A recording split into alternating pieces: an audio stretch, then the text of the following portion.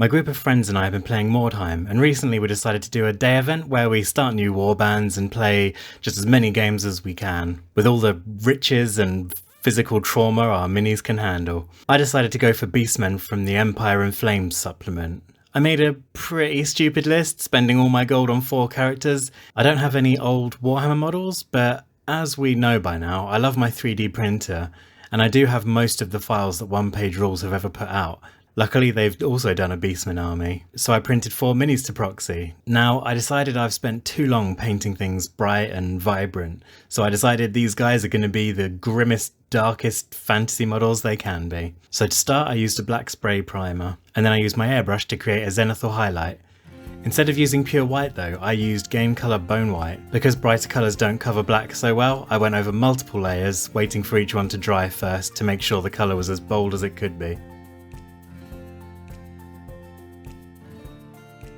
Now I started with the skin, or I guess fur. I got my ammo acrylic colour burnt brown red and thinned it with some Citadel Lamian medium, and then I stippled to create a texture.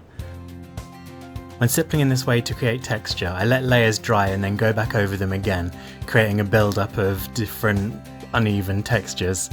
I also use an old brush because it tends to work its way into the bristles and kind of splay them a little bit.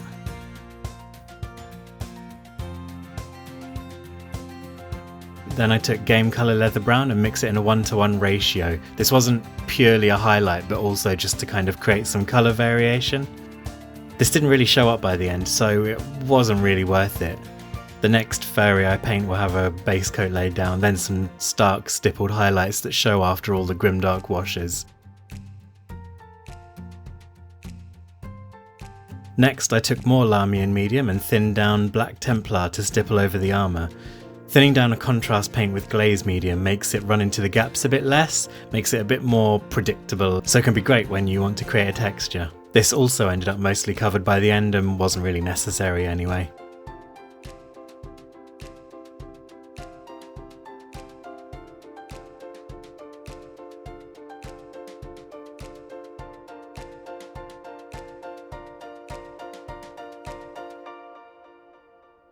I moved on to the cloak and a few other bits I wanted red, with game colour bloody red and Lamian medium. I stippled here too, and this time I do think it created a nice uneven, rough kind of texture that still showed up during the end. Now I got started on the weathering effects using game colour silver. I want the armour to be black but look like it's been scratched and battered to hell with lots of the metal underneath showing. And to do this I'm using a sponge, just a little bit ripped up for randomness. The way I use this is kind of similar to dry brushing, except you do want to keep a bit more paint than you would with dry brushing. I dunk it in silver and then dab it on something until I'm not getting much coming off anymore. Then I just use it in a dabbing motion lightly across the armour. It will mostly pick up the edges and some of the flat spaces where a lot of the wear would be anyway. It's also useful to keep in mind that the damage wouldn't occur uniformly over the armour, so try and keep it random by leaving some bits mostly clear and then others like really heavily weathered. While I had the silver out, I also base coated anything that was going to be metallic. Now I want a bit of recessed shading, so I do a pass of Citadel Null Oil on all the black and silver metallics. Okay, so for the lifeblood of any Grimdark painter, Streak and Grime by AK Interactive. If you haven't seen this before, it looks a bit scary as we're covering the entire model. Now, before using this, you need to be sure that the acrylics are completely dry. As acrylics are water-based and Streak and Grime is enamel-based, they'll repel each other, so if the acrylics are still a little bit wet, the Streak and Grime will repel and move in weird ways. After application, I wait about 20 minutes, kind of when it looks like it's starting to dry a bit, it's lost some of that shininess, and I take a makeup brush and just start wiping off the Streak and Grime. I dip one end in mineral spirits and vary between the dry and the wet end. A dry sponge will take off a bit more, but kind of more on the edges, and in my opinion create a bit of a smooth kind of effect, almost as if you were dry brushing. And mineral spirits reactivate the paint, causing a more gradual but widespread area of effect, causing it to run more into the gaps and disappear off the kind of flat surfaces. I wanted some serious rust to all exposed metal, so I watered down Fantasy and Games Mayhem Red and Game Colour Orange Fire. I just kind of threw these colours on, wet blending as I went to create a variety of rust tones. mixing some, leaving orange or red in other places. I kept working the colours even when it started to dry because I think the watermarks actually add to that messy, grainy rust effect.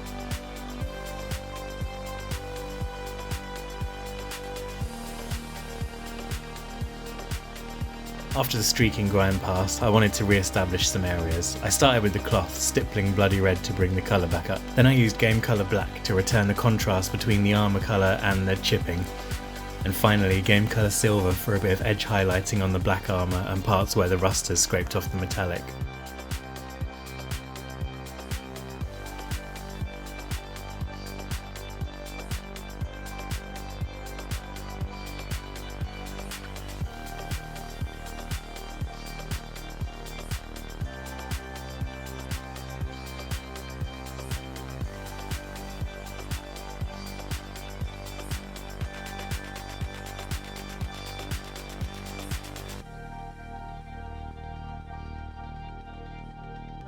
Then I went back to Fantasy and Games Mayhem Red and stippled messily on the blade to give the effect of dried blood. Again, if you keep working it and get some tide marks, that's actually okay in this circumstance. Looks like the blood's kind of dried and kind of worn off a little bit. Then I wanted to create some blood splatters using Citadel Technical Blood for the Blood God. On the armour I wanted it to look like it's kind of splat around when he's been fighting, so I used the technique using an airbrush. I just get a big glob on the brush. Then direct the airbrush towards the model with the brush in between and give it big blasts. This forces it to drip and splatter all over the place in quite messy random ways. On the sword I did this, but then also kind of streaked it out as if it had been scraping through flesh and viscera.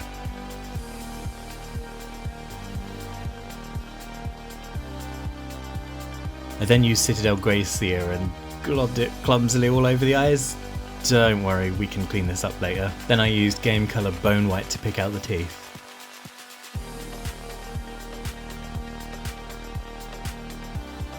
I went back to the original brown red to clean up the eyes and highlight the skin tone that had become very desaturated. Then I went onto leather brown and highlighted a bit more of the skin. Next I wanted the fur to look a bit darker, and I also wanted to unify the highlighting that I'd just done. I also wanted the recesses to look more black, so I used Black Templar mixed down with some contrast medium to thin it out and just glazed this over the skin. Didn't make too much of a difference, but just tinted it and shaded those areas a bit better.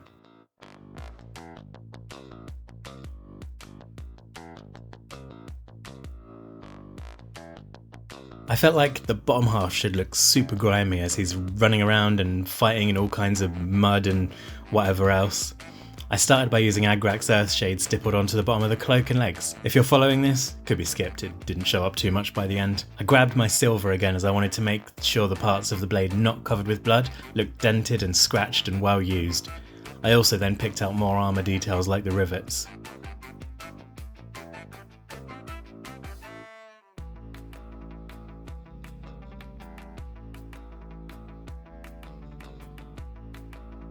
Now I think the cloak was looking a bit desaturated. Grimdark is kind of muted colours, but you can still have some colour in there. So I grabbed Game Colour Orange Fire to add some definition to the red parts. I did this in a scratchy, rough motion to look like ragged fabric.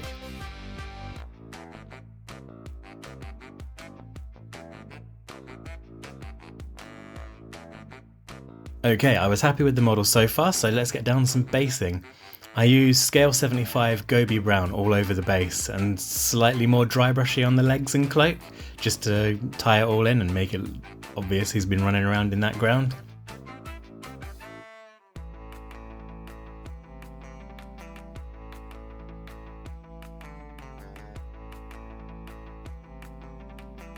Then I went on to my model colour medium sea grey for the rocks and picked these out.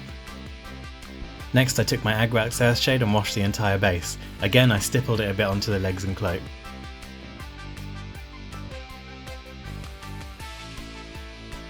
To get more gross muddy effects I decided to use the airbrush method, so I covered up the top half of the Mini with some kitchen roll and once again blasted it to get a load of crap all over the place. I did some more spatters with Zemesi Desert, slightly watered down, and then I just kind of bashed the brush on the table so the paint splattered off and hit all the bottom of the model. I then did the same thing with Flesh Tearers Red.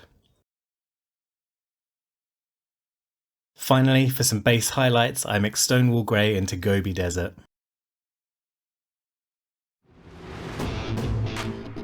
So here's the finished product. I'm really happy with how this little rascal turned out, actually. It's been too long since I've done some just grim, grimy, dark kind of scheme, and I just love those blood effects. Let me know what you think of this, and if you'd like to see me do any more. There's only a few Beastmen I'm going to do, and they'll all be in this similar style. So thank you for watching, and I'll see you in the next one.